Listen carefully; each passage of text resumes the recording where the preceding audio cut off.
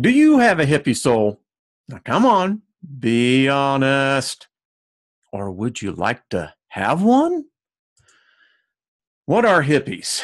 Well, a hippie soul is this.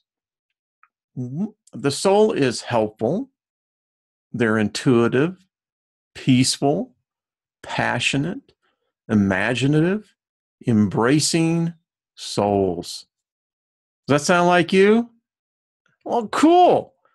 So, I've been called a hippie all of my life, and I never found it to be a derogatory term. In fact, I thought it was pretty cool myself. Now, it's interesting that when I was amongst those baby boomers, that when we were called hippies, who'd ever know that this was going to be an actual word defined? It says a hippie is a person who is comfortable enough with themselves that they do not hold judgments against anyone else. I dig that.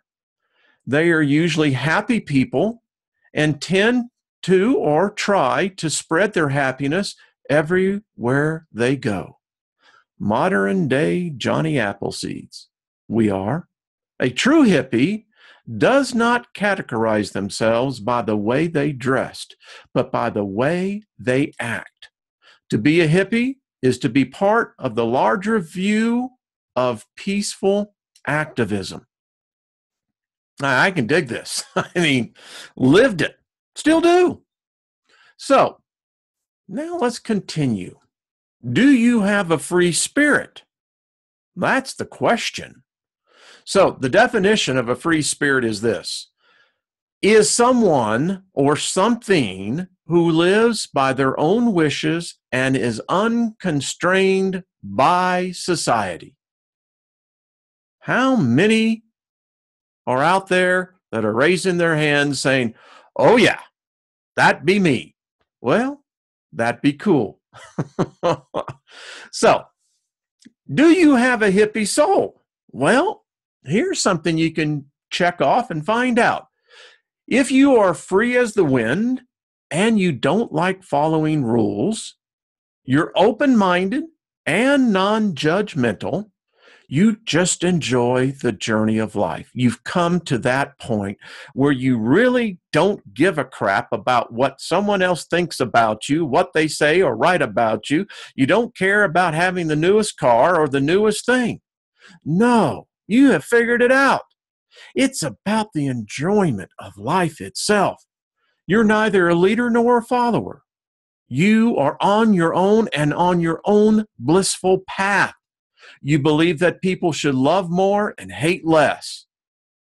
Well, it really is just that simple.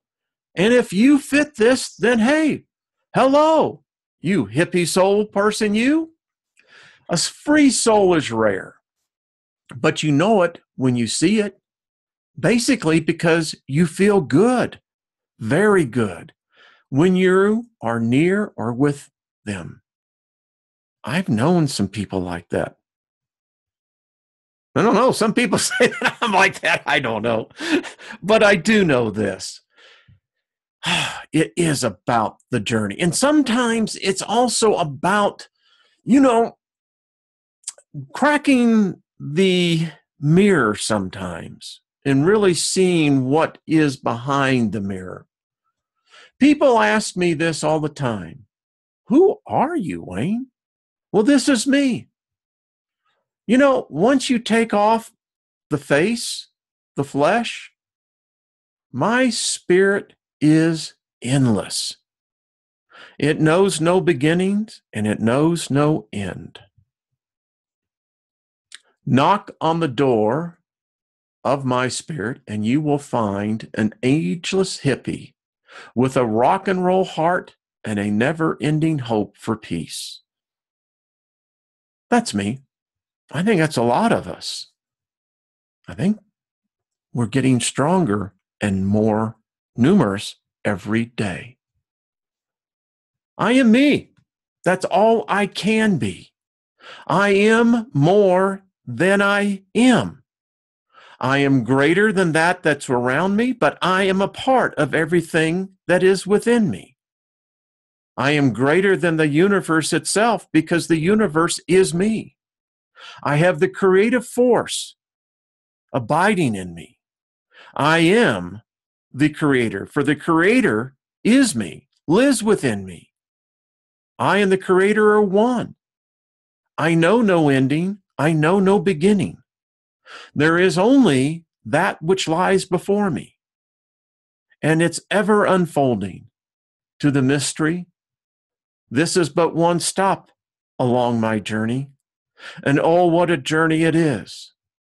There are yet many more that wait for me, but I am here on this journey now, and this is me.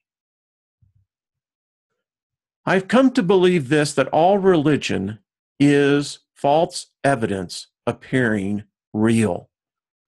I have found and studied virtually all the religions are based in fear. They claim to be the antithesis of fear, but in reality, they are fear. I want to introduce to you a term, the omnis life. Now, what is the omnis life? Omnism is the recognition and respect of all religions. Those who hold this belief are called omnists. The Oxford English Dictionary quotes as the earliest term being used by a poet by the name of Philip Bailey in 1839. I am omnis and believe in all religions. Omnis is a person who does not claim any one religion, practice, or belief, but finds truth in them all, is able to coexist peacefully. Omnism is a belief that no religion is truth, but that truth is found in them all. Now, Homo sapiens seem to be divided into four camps. The current most popular one of the modern era is this concept of monotheism, only one God, only one deity, which was actually birthed out of polytheism, of which there is no one superior God, but God that is surrounded by many, which is actually born out of pantheism, which is that nature itself is God, to where omnism sees that all is equal. If your religion requires you to hate someone, you need a new religion. The Dalai Lama is quoted, "This is my simple religion. There is no need for temples, no need for complicated philosophy. Our own brain, our own heart is our temple. The philosophy is kindness." Buddha was not a Buddhist. Jesus was not a Christian. Muhammad was not a Muslim. They were teachers who taught love. Love was their religion. I love what the Buddhist quote says. The greatest achievement is selfishness. The greatest worth is self-mastery. The greatest quality is seeking to serve others. The greatest precept is continual awareness. The greatest medicine is the emptiness of everything. The greatest action is not conforming with the world's way. The greatest magic is transmutating the passions. The greatest generosity is non-attachment. The greatest goodness is a peaceful mind. The greatest patience is humility. The greatest effort is not concerned with results. The greatest meditation is a mind that lets go. The greatest wisdom is seen through appearances. Bishop John Shelby Spong, God is not a Christian. God is not a Jew or a Muslim or a Hindu or a Buddhist. I honor my tradition. I walk through my tradition, but I do not believe my tradition defines God. It only points me to God. Bishop Spong also was the one who absolutely shocked the world when he announced on primetime television, hell was made up by the church. Christians, The belief that some cosmic Jewish zombie can make you live forever if you symbolically eat his flesh and telepathically tell him that you accept him as your master, so he can remove an evil force from your soul that is present in humanity because a ribbed woman was convinced by a talking snake to eat from a magical tree. Makes perfect sense to me. Not. Pathetic, is it not, to terrify children with the image of hell, to consider women an inferior creation? This can't be good for the world. You know, people who are well liked, they have about 7 common traits. They ask for nothing. They laugh at themselves. They listen with interest. 4, they rarely complain. 5, they inspire others. 6, they teach. And 7, they give. Is this not what we all strive to become and to live? Respect other people's belief and opinions, taken from the book, How to Have It All, Playing the Game of Life, by M.D. Wilson. Add it to your library.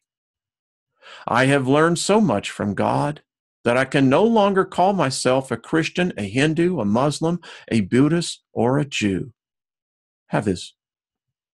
Isn't this true?